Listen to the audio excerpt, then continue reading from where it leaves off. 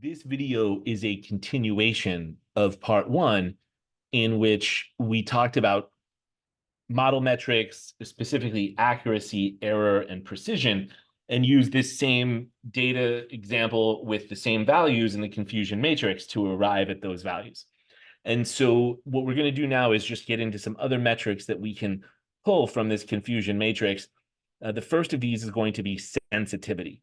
So sensitivity, the sensitivity value or score is a way of telling us that among the times when the true outcome was the positive class, how often was the model correct? How many times did it get it right out of those instances? And we see from this that there are 763 instances in which the family or household did renew its season pass. And among those 763 instances, there were 612 correctly predicted as such by the model. Specificity is similar, but just a bit different here. It's among the times when the true outcome was the negative class, how often was the model correct? And so what we want to do is think about first our denominator. Our denominator is going to be 455. That's the number of times that the true outcome was the negative class, and the model predicted 204 of those. So 204 over 455 is going to give us that value. That just for a moment, I'll pause and just say, why would we care? Why might someone care about either of those metrics? And a quick answer there is it depends, and it does. But we can do better than that. We can give a specific example of a time when we might care a lot about sensitivity. So let's go back to the bad old days of the pandemic, and let's think about sensitivity as it relates to COVID tests. If we are testing a population of students every week for COVID, when we think about the comparative risks, we think about the risk of a false positive versus the risk of a false negative. The worst thing would be the false negative. And just to really be more clear, it's if we told someone who did have COVID that they didn't, that would be dangerous, because now that person can go back out into the population and spread it all over the place. If we told a person who didn't have COVID that they did, that wouldn't really be quite as bad. The person would quarantine for a week and then just get right back to whatever they were doing and just keep on going.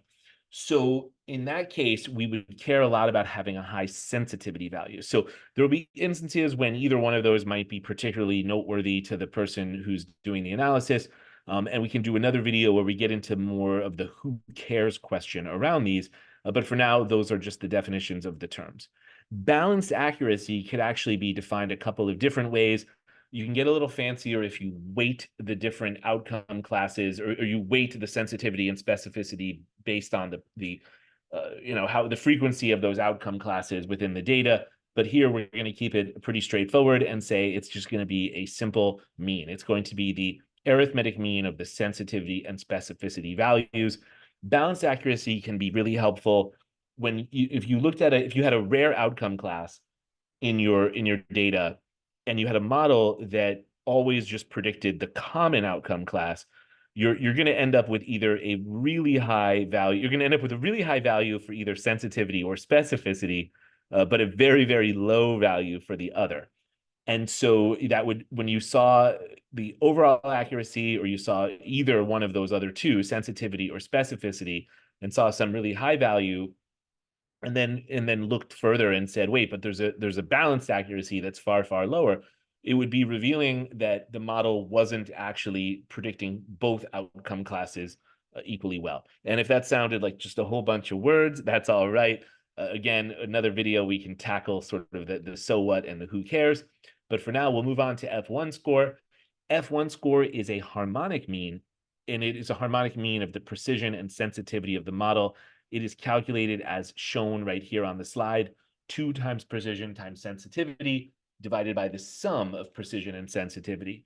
And precision was mentioned in part one of this series. And precision it has to do with when the model predicts that a record will belong to the positive class, how often is it right? And as far as the relationship with sensitivity, why those two and why are they used this way? It has to do with the fact that in classification, we can assign thresholds based on probability. The default threshold is 0.5, but that can be adjusted by a modeler. And when you raise that threshold higher, when you make the model less likely to label a record as belonging to the one class, then fewer records will be assigned to that class, but it's likely that among the ones that actually are assigned to it, there's going to be a high probability that they truly do belong to that class. And so you can be more conservative in what you label as part of the positive class and then have a higher precision, but what likely results from that is a lower sensitivity. And if you swing that around the other way and you set the threshold in a way that labels a lot of records as belonging to the positive class, well, then you'll get a higher sensitivity, but you'll generally get a lower precision. So you want to keep those two things in balance. And that's something that we can return to as well. But for now, we'll do the big reveal. So ta-da, here it is. There's the animation. We can see the sensitivity for this model. Sensitivity, by the way, is synonymous with recall. Those two terms mean the same thing. The specificity here that has the 204 over the 455, as you heard. We've got that arithmetic mean of sensitivity and specificity giving us balance accuracy. And then we've got the F1 score, which is just us using this formula as shown here. And that is a look at some other classification model metrics. So I hope you've enjoyed this video. Don't forget to like and subscribe, leave a thumbs up for the algorithm. We appreciate it. And if you want us to follow up in more depth on any of these topics, just reach out to us and let us know, and we'll be happy to do it. Thank you very much.